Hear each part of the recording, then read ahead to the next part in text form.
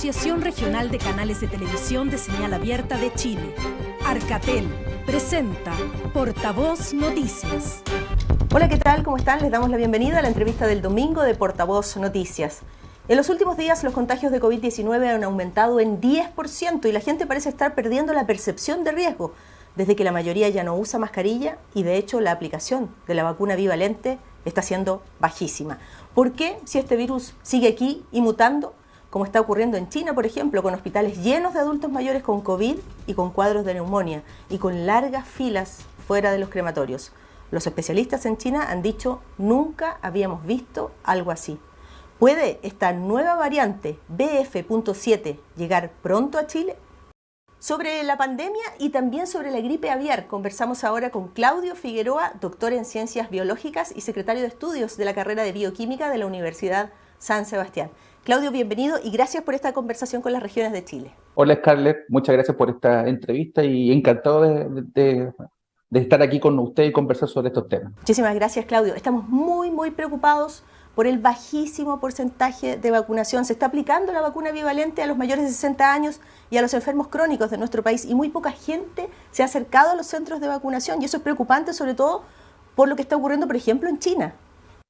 Sí, mira, exactamente eso es algo que preocupa y particularmente por la dinámica viral que se está observando ahora. Efectivamente, dentro de los últimos meses, la cepa que más ha penetrado a nivel mundial y todas las variantes que están siendo más predominantes en el mundo son las variantes que provienen desde Omicron, ¿ya? Que se ha visto efectivamente que a nivel como viral es una cepa que tiene diferencias bien significativas a nivel tanto de síntomas como de contagio con respecto a las cepas originales, que era alfa, beta, delta, inclusive gamma. Omicron efectivamente es una cepa que se caracteriza por ser mucho más contagiosa que las demás cepas, pero no es tan compleja a nivel sintomatológico.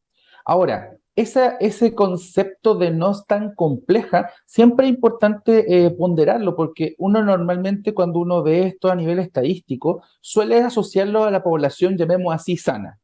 Por eso es súper importante cuando se definen los denominados grupos de riesgo para que se enfoque la vacunación y de una u otra manera a esas personas que por condiciones propias, llámese en algún tipo de enfermedad de base o por su edad, pueden estar un poco más susceptibles a una infección un poco más compleja y en esos casos los síntomas pueden ser un poquito más difíciles, lo cual eventualmente pueden llevar a cuadros mucho más complicados y eventualmente a la muerte.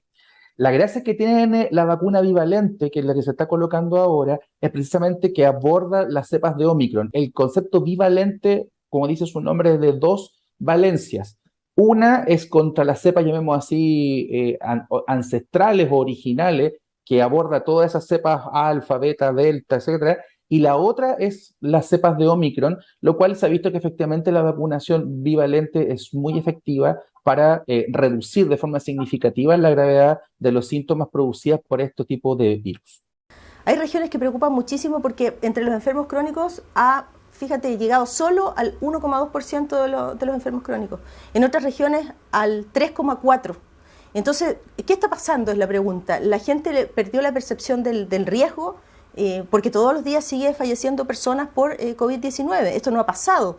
Y queda la sensación de que las 4 vacunas anteriores, listo, nos dejan fuera de esto, pero a ver, hay personas que son adultos mayores, que tienen enfermedades de base, que enfrentan riesgos mayores. Y esto, y lo hemos dicho muchas veces, es como una ruleta rusa. Nos contagiamos, pero no sabemos en qué va a terminar esto. Exactamente. Mira, yo creo que efectivamente hay una sumatoria de cosas las cuales hay que ponderar en este caso para poder tratar de explicar el por qué las personas se están vacunando poco. Hay que tomar en consideración que la pandemia fue una pandemia que se extendió muy rápidamente en el mundo y que se tomaron medidas que fueron súper restrictivas y que esas medidas fueron muy importantes para tener los grados de libertad que tenemos ahora. Yo creo que ese es un punto súper importante destacarlo, ya, o sea, la responsabilidad que tomó la población tanto con las medidas de cuarentena, medidas de protección física y la vacunación. Hay que recordar que cuando estaban las primeras dosis, los centros de vacunación estaban saturados, habían colas de horas para que las personas se pudieran vacunar. Y eso hizo efectivamente que después de 2 años pudiéramos tener efectivamente tasas de vacunación tremendamente altas y que pudiéramos lograr grados de libertad. Ahora, es importante lo que tú mencionas, el hecho de que se piense que que la pandemia se fue, eso no es cierto. Todavía estamos en pandemia. Efectivamente, como bien tú mencionas, siguen habiendo muchos casos. Lo que está pasando en China y lo que está pasando en otras partes del mundo, donde ahora el invierno, efectivamente, SARS-CoV-2 ahora entró como a esta dinámica de lo que son las enfermedades invernales y efectivamente con las condiciones ambientales suelen en invierno tener mayor tasa de contagio, ¿cierto? Y eso nos muestra que en realidad este virus no se ha ido, que sigue ahí. Entonces, tomando en consideración que fueron 2 años donde la gente estuvo muy estresada, tuvimos 4 dosis, ¿cierto? Y yo creo que ahí también hay un punto con respecto a las voces que de repente salieron por ahí mencionando cuestionando la efectividad de las vacunas, mencionando que esto era casi como un complot universal con respecto a lo que era la pandemia, hizo que efectivamente la población terminara muy cansada. También yo creo de que a nivel comunicacional no se ha transmitido de forma eficiente la importancia de esto, ¿ya? O sea, efectivamente, si uno compara cuáles eran las campañas comunicacionales en plena pandemia, en donde se colocaba efectivamente la importancia de la vacunación y que la gente fuera a los centros, es muy diferente a lo que hay ahora, ¿ya? Entonces, es difícil entender la zona dinámica y yo creo que ahí es súper importante el rol que cumplen los medios de comunicación, las autoridades para pues, efectivamente poder llevar estas vacunas, ¿cierto? O estas inmunizaciones a la población y eventualmente uno podría empezar a poder plantear estrategias como en vez de que las personas vayan a los centros de vacunación, ir hacia sus casas o ir hacia lugares donde hay mucha mayor gente. Yo creo que se podría ir en esa dinámica, pero yo creo que en gran medida esa sensación que tiene la mayoría de las personas de baja de riesgo en este caso, yo creo que es un punto muy importante para que la gente no se vacune. Voy a hacer una salvedad. Esto es muy parecido a lo que pasa con influenza. Hemos tenido vacunaciones por influenza históricamente. La influenza es un virus súper complicado, pero cuando y estos grupos de extrema riesgo históricamente han estado vacunados, o sea, han estado como dentro del foco de la vacunación. Pero cuando uno le pregunta a las personas por qué no se vacunan, entre que les da lata, entre que no que creen las vacunas, o incluso yo he escuchado así en vivo en directo, diciéndome, no, es que me vacuné, pero pasé todo el verano resfriado o el invierno resfriado, entonces es como que yo creo que no me va a servir. Esa como conjunto de cosas son los que terminan generando esta percepción en la población y que de una u otra manera no quieran ir a colocarse una quinta dosis, tomando en consideración además que no hemos tenido 4 dosis consecutivas este último tiempo. La situación epidemiológica es dinámica, ¿verdad? Va cambiando, siempre, de acuerdo a las condiciones. Por ejemplo, cuando estábamos todos en cuarentena, por supuesto se disminuían los contagios. Cuando salimos a la calle, obviamente aumentan. Pero por esa misma razón es que uno echa de menos de parte del Ministerio de Salud una estrategia que se vaya acomodando a las circunstancias, como tú bien dices. Por ejemplo, si estamos viendo que las personas mayores de 60 años y los enfermos crónicos no están yendo a vacunarse, a recibir esta vacuna bivalente, entonces, bueno, hay que hacer algo, a lo mejor ampliar el grupo etario, el rango, y empezar entonces a decirle a los mayores de 50, a los mayores de 40, vayan ustedes también, porque si no va a ocurrir, como es de toda lógica, digamos, de sentido común, que muchas de las dosis que se han comprado se van a vencer, las van a tener que votar y eso sería gravísimo, ¿verdad? Entonces yo digo, ¿qué pasa ahí con primero, el aspecto comunicacional de seguir diciendo, oye, aquí hay una pandemia, se sigue muriendo gente y eso es gravísimo? Y segundo, nos acomodamos a las nuevas circunstancias. El doctor París nos decía, el riesgo de lo que está ocurriendo en China, esta semana conversábamos con él, es tan grande que, bueno, tenemos que tomar decisiones, no nos podemos quedar así encerrados en la oficina pensando que la situación que siga, digamos, no. Sí, Mire, exactamente eso son cosas que yo estoy totalmente de acuerdo con respecto a esta situación que nosotros tenemos que pasar de una situación reactiva a una situación proactiva, ¿ya? Efectivamente, siento que dentro de la autoridad, el extender el concepto de alerta sanitaria hasta marzo del 2023, yo creo que es una muy buena medida, tomando en consideración lo que está pasando en China, ¿ya? O sea, efectivamente el mundo está muy globalizado. De una u otra manera hay que ver cómo se extendió esta pandemia que desde noviembre del año 2019 hasta diciembre de ese mismo año ya estaba el virus distribuido en todo el mundo y de una u otra manera eso habla de lo que es la dinámica en estos casos.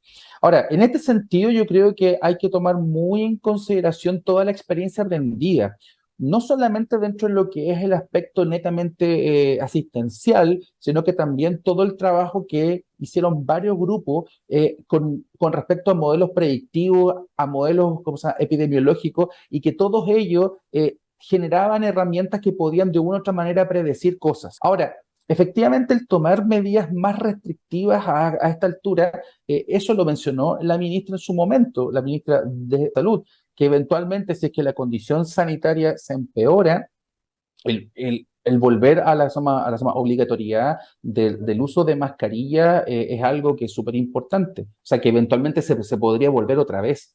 Entonces, efectivamente, yo creo que hay que, súper importante, tomar toda la experiencia aprendida previamente. Los modelos que ahora existen a nivel predictivo son súper eficientes y de una u otra manera ayudan de una u otra forma a generar estas adecuaciones que tú mencionas. Respecto a aumentar el rango etario de vacunación, la vacunación bivalente es una vacunación que está al principio enfocada con respecto a lo que son los grupos de riesgo, porque lo que yo tengo entendido es que la producción de vacunas bivalentes no va tan rápido como lo que fue la primera. Entonces, efectivamente, han habido menos dosis disponibles, si lo queremos colocar así, para la población a nivel mundial, y de una u otra manera se están enfocando en estos grupos de riesgo, pero yo estoy totalmente de eso, me acuerdo que eventualmente esto se tendría que ampliar a población general. También que es importante tomar un poco las palabras que mencionaba el doctor París. Los virus en general, si yo les permito que entren en la población, la posibilidad que se generen variantes nuevas aumenta significativamente, ¿ya? Porque los virus efectivamente van mutando, es parte de su ciclo de vida. Entonces, si nosotros tomamos en consideración de que el virus que yo me infecto con un virus, el virus va cambiando, posiblemente salta a otra persona, en esa persona cambia otro poquito más y así sucesivamente. Mientras más pasos yo le doy al virus que pueda ir saltando, más mutaciones se van acumulando y eventualmente pueden generar cepas nuevas. De ahí es donde viene la preocupación que ocurre en China, porque efectivamente cuando tenemos un alza muy importante de los casos, la posibilidad de que hayan cepas nuevas aumenta significativamente, y ahí es donde yo creo que deberíamos enfocar también nuestras medidas de protección. No solamente el hecho de vacunarnos para evitar que nosotros o la población de riesgo tenga sintomatología grave, sino que también un aspecto, llamémoslo así, poblacional, para poder evitar de que dentro de nuestro país y en el mundo aparezcan cepas nuevas que eventualmente generen más problemas y uno tiene que otra vez planear nuevas medidas frente a esta situación. Entiendo el argumento de que respecto a esta vacuna bivalente se está produciendo menos en el mundo, ¿verdad? Entonces hay menos disponibilidad. Pero nos llega información de distintas seremis del país que dicen tenemos stock de sobra, porque si estábamos dando la cifra de que apenas el 1,2 o el 3,4% de la gente se está vacunando, es decir, ¿qué estamos haciendo con el stock disponible? ¿Por qué no abrimos esto y por qué no le hincamos más el diente a que la gente vaya a vacunarse? Esa es la pregunta. ¿O nos queremos quedar con las vacunas ahí, verdad, en el congelador? No, sí, yo entiendo ese punto. Yo creo que efectivamente es súper importante que las personas vayan a vacunar, y ahí es donde retomo la importancia que tiene que tener la autoridad y los medios de comunicación en incentivar que las personas vayan a vacunarse, ¿ya? Lamentablemente es complejo cuando uno conversa con las personas, el cansancio que las personas tienen con respecto a este tipo de cosas, y además tanta desinformación que efectivamente hay en los medios, que de una u otra manera eso hace que las personas ya no tengan esa necesidad imperiosa de vacunarse, ¿ya? O sea, de una u otra manera, como mencionaste tú al principio, ya pasamos al miedo de morir. Ahora simplemente muchas personas piensan de que esto sigue siendo como un resfrío o como una influenza fuerte, y efectivamente eso no es así. Y eso por eso Claro, no es la suerte de todo. Exactamente, y eso es súper importante dejarlo claro y que ojalá las personas que estén en esa situación se acerquen a los centros. Ahora, el por qué no se abre, esas son decisiones igual bien complejas porque hagamos cuenta que voy, abro y eventualmente yo me voy a colocar en el súper buenista. Hay una ola de personas que se quieren ir a vacunar y no encuentran dosis. Entonces, también hay que tomar en consideración lo que ocurrió en el proceso de vacunación anterior, en donde efectivamente hubo personas que se saltaron, llamamos así, la fila, y hubo personas en donde siendo personas de riesgo no tuvieron sus dosis y eventualmente estuvieron en situaciones mucho más complicadas frente a una persona que eventualmente, claro, una persona, llamemos así, más joven, la posibilidad que tenga una enfermedad más grave es menor, pero claro, igual puede ser, pero de una u otra manera eso hizo de que esta organización estuviera un poco en entredicho. Entonces, por eso es complejo de repente aperturar esto de forma tan masiva. Ahora, comprendo y estoy de acuerdo, me acuerdo que si eventualmente ya las dosis se están entregando en su fase de vencimiento, uno efectivamente podría plantear esto de que podría uno abrirlo a población general para que las personas puedan efectivamente tener un aumento en esta tasa de vacunación. Claudio, te propongo que hagamos una pausa, vamos a regresar de inmediato, nos queda mucho que hablar respecto de lo que está ocurriendo en China, esta variante BF.7, un enfermo puede contagiar hasta 18 personas, así de contagiosa es. ¿Cuándo podría llegar esto a Chile? ¿Ya estaría circulando? No lo sabemos. Hemos hecho escuela en el camino, ¿verdad? Aprendiendo de cómo comenzó esta pandemia y qué tan rápido llegó a nuestro país. Vamos a hablar de gripe aviar al regreso a los comerciales, así que no se vaya, pausa. Regresamos de inmediato, no se vaya. Abre tu puerta a la encuesta CACEN 2022 para saber cómo estamos hoy y mejorar nuestra calidad de vida, porque Chile se construye con tus respuestas. Abre tu puerta a la encuesta CACEN, un mensaje del Ministerio de Desarrollo Social y Familia, Gobierno de Chile. El 99% de los incendios se inician por acción humana. Por eso te necesitamos. No manipules fuentes de calor cerca a la vegetación. Evita quemar desechos. No dejes al alcance de menores fósforos, encendedores o combustible. Manipula con cuidado herramientas de trabajo eléctricas que puedan generar chispas. Chequea periódicamente el tendido eléctrico que está en contacto con árboles. Evitemos una tragedia. En caso de un incendio forestal, llama al 130 de CONAF. Gobierno de Chile. Ya estamos de vuelta con la entrevista del domingo de Portavoz Noticias. Nos acompaña hoy Claudio Figueroa, doctor en Ciencias Biológicas y secretario de Estudios de la carrera de Bioquímica de la Universidad San Sebastián. Cristian, estábamos hablando respecto de lo que está ocurriendo en China. Decíamos en el bloque anterior que por cada enfermo con esta variante BF.7 se están contagiando hasta 18 personas. Esa es la contagiosidad de esta variante del COVID-19. Y todos se estarán preguntando, ¿y esto va a llegar a Chile? ¿Cuándo podría ser? ¿Debería levantar las luces de alerta?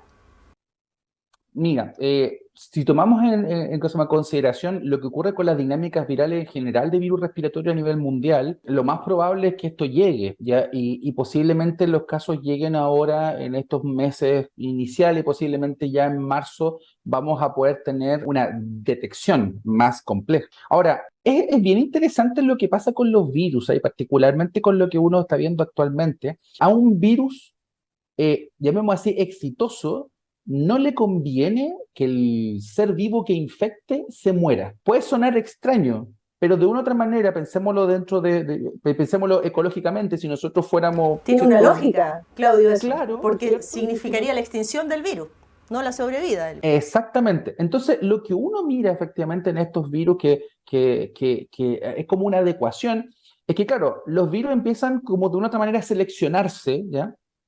Y de una u otra forma empieza a existir este tema en donde tiene la capacidad para poder evitar la respuesta inmunológica, porque efectivamente esta variante tiene una mutación que de una u otra manera puede evitar los anticuerpos que uno tiene en la sangre, ¿cierto? Y de una u otra manera poder como sobrepasar una barrera que nosotros generamos, pero al mismo tiempo, dentro de las cosas que se ha visto de Omicron, porque esta cepa, la BF.7 es una cepa que es una variante de Omicron, se ha caracterizado por tener sintomatología muy leve en comparación con la antigua. O sea, hay aquí un poco de todo, dolor de garganta y algo de fiebre. Entonces, efectivamente, los virus tienen esa dinámica y ocurre cuando un virus es exitoso, llega a un lugar existe lo que se llama un desplazamiento, y eso fue súper interesante con lo que ocurrió con Omicron. Cuando llegó Omicron, Delta era la predominante.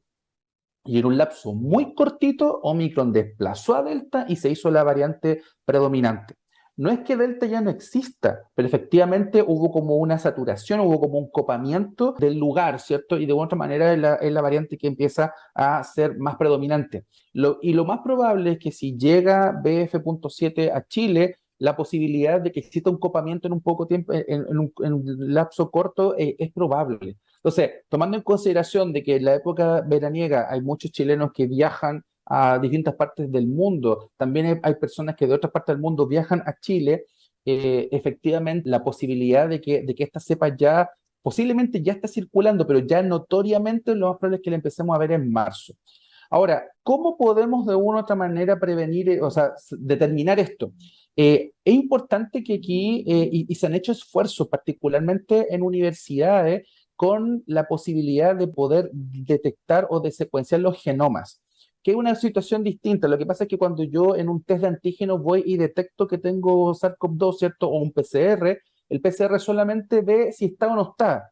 No discrimina si es alfa, beta, delta, simplemente sabe si está o no está. Mientras que la secuenciación es como cuando yo leo la información en detalle. Y esa vigilancia genómica, sé que las universidades han tenido han hecho esfuerzos para poder hacer ese tipo de instancia, junto con algunos lugares a nivel gubernamental, como el Instituto de Salud Pública, y eventualmente vamos a tener las capacidades para poder detectar cuál es la cepa que es circulante. Ahora, ojalá tuviéramos mucho más, ¿ya? Que algo mucho más inmediato. Pero claro, hay que tomar en suma consideración que dentro de la dinámica que aquí en Chile suele generarse en este tipo de cosas, se suele priorizar muchas veces lo que es la parte asistencial, que efectivamente es un problema no menor, frente a lo que es el tema como más así diagnóstico en ese aspecto. Y lo que pasa en un gigante asiático como China, 1.400 millones de habitantes, claro que tiene repercusión en todo el mundo, lo hemos aprendido con dolor en esta pandemia. Y por eso es que hemos comenzado este 2023 con esta noticia, ¿no? Alerta sanitaria hasta marzo por lo menos, es decir, tenemos que seguir pendientes. Te quiero cambiar de tema radicalmente, quiero hablar de la gripe aviar. Porque hemos detectado, por ejemplo, que este fenómeno que viene producto de la migración de las aves silvestres desde varios países de Sudamérica ha llegado hasta el norte de nuestro país, ha significado hasta ahora la muerte de más de 1.000 aves silvestres, por ejemplo, pelícanos, gaviotas, en fin, y hasta ahora no tenemos ningún caso de transmisión, ¿verdad?, desde los animales a las personas, que son muy poco históricamente. Pero hay que estar muy atentos frente a este fenómeno porque lo primero que tiene que hacer la gente cuando vea no sé, un pelícano o un ave silvestre, por ejemplo, en la costa muerta, no tiene que acercarse, no tiene que manipularla, no tiene que tocarla, ¿verdad? Exactamente. Mira, aunque son temas diferentes, pero en la verdad están unidos por un tema muy específico. Hay que recordar que SARS-CoV-2 es un virus que su origen es un origen zoonótico, es un origen animal. Hace poco tiempo, no sé si ustedes vieron en las noticias o producto del Mundial, que la selección francesa se contagió de la fiebre del camello o el virus del Claro, camello, ¿cierto? Que así es. el virus del camello, que se llama así, es un coronavirus, es un virus que se llama el MERS, y que efectivamente es un virus que es como un primo hermano del SARS-CoV-2. Hubo otro SARS previamente que estaba en murciélago, pero claro, yo creo que esa historia es bien interesante porque de otra manera ahí uno ve qué es lo que ocurre cuando, teniendo alertas previas, no se toman las medidas de protección y un virus eventualmente puede saltar al humano, ¿ya? En el caso de lo que es gripe aviar, esto se conoce hace mucho tiempo. Este no es el primer caso de muerte de aves por temas de gripe. Es un virus que efectivamente se viene estudiando hace mucho tiempo.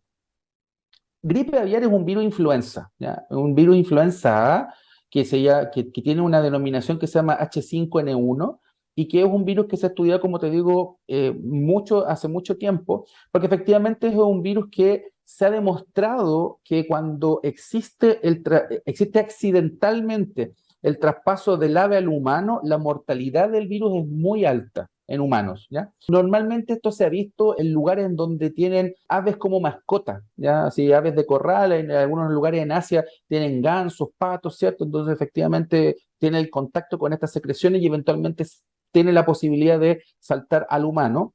Y efectivamente siempre influenza ha sido un tema no menor porque de una u otra manera se sabe que ya tenemos evidencias previas de que hubo efectivamente una influenza de soma origen animal que tuvo la capacidad de poder saltar al humano y generó una pandemia que como fue la gripe porcina. Si se recuerda hace unos años atrás, una década atrás aproximadamente, ocurrió algo similar. Una gripe que afectaba a chanchos adquirió ciertas capacidades y tuvo la posibilidad de poder infectar a humanos.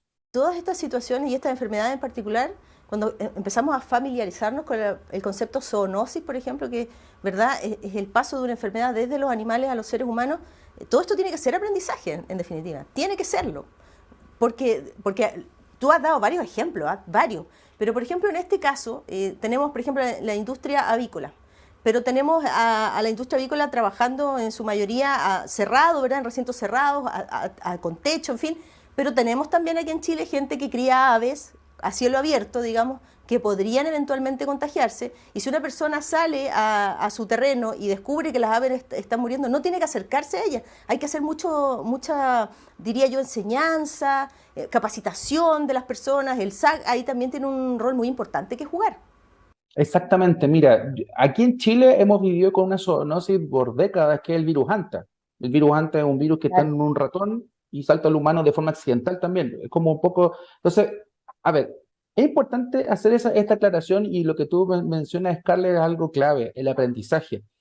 Esta no va a ser la primera ni la última pandemia que posiblemente vamos a vivir, y porque hay varias cosas que han mostrado que este universo de virus que habitan en el mundo puedan eventualmente saltar hacia el humano, ¿ya? Temas de contaminación ambiental, el hecho de que el ser humano está lentamente invadiendo hábitats clásicos de animales, ¿cierto? Hace de que nosotros como humanos tengamos la posibilidad de empezar a tener contacto con estos virus, ¿ya? O sea, y lo mismo pasa con SARS-CoV-2, ¿cierto? Esto detectado en murciélago y posteriormente llegó a un mercado en Wuhan, todo este tema, y esto va a ser algo bien frecuente. Lo que tú mencionas también es súper importante. La influenza aviar es algo que se tiene súper controlado, particularmente en el área productiva. Inclusive, es más, es obligatorio para las personas que trabajan en el ámbito avícola que se vacunen contra la influenza humana, para evitar efectivamente la posibilidad de que exista este salto, ¿cierto? Es un proceso que es una recombinación entre dos virus. Pero lo que tú bien mencionas, y también tiene que ver un poco con esta dinámica que existió este último tiempo, en donde se crían animales libres y felices, ¿cierto? Y eso muchas veces dicen, no, es que no nos metemos con temas químicos, con antibióticos, con médicos, eventualmente también pueden ser un blanco para que estos virus puedan llegar a saltar. Ahora, efectivamente, la preocupación actual de la influenza aviar, más allá de lo que es el salto en humanos, es la posibilidad que ocurre con la parte productiva. O sea, cuando entra influenza aviar a una parte avícola, tienen que sacrificar a todas las aves. Y eso puede efectivamente llevar a temas como, por ejemplo, subir el precio del pollo. Siento que en Chile si es que llegara a pasar eso, que ojalá nunca pase, podría llegar a subir el precio de las aves, ¿cierto?, de consumo, y el pollo es uno de los principales alimentos que se consume en Chile. Entonces, por eso es importante de que estas cosas uno las converse mirando no solamente el nicho puntual, sino que también tratando de extender esta mirada a otras instancias en donde puede ser complejo para la población chilena. Además es un virus muy violento que invade los órganos, por eso causa la muerte de tantas aves. Bueno, afortunadamente, insisto, no ha pasado a seres humanos en nuestro país, pero hay que tener cuidado, ¿eh? Ojo con aquello. Exactamente.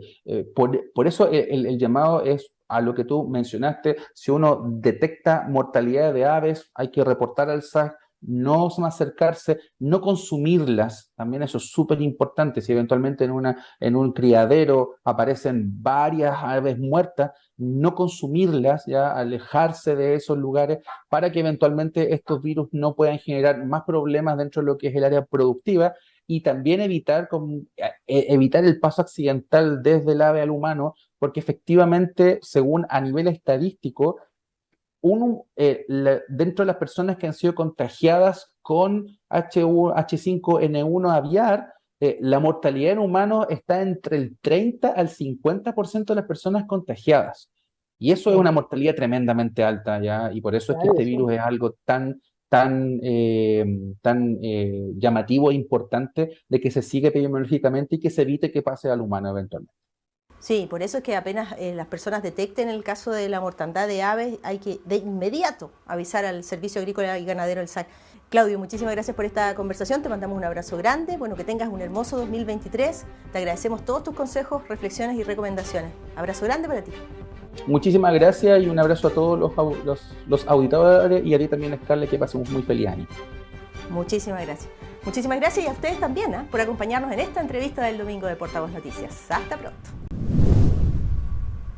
Asociación Regional de Canales de Televisión de Señal Abierta de Chile, Arcatel, presentó Portavoz Noticias.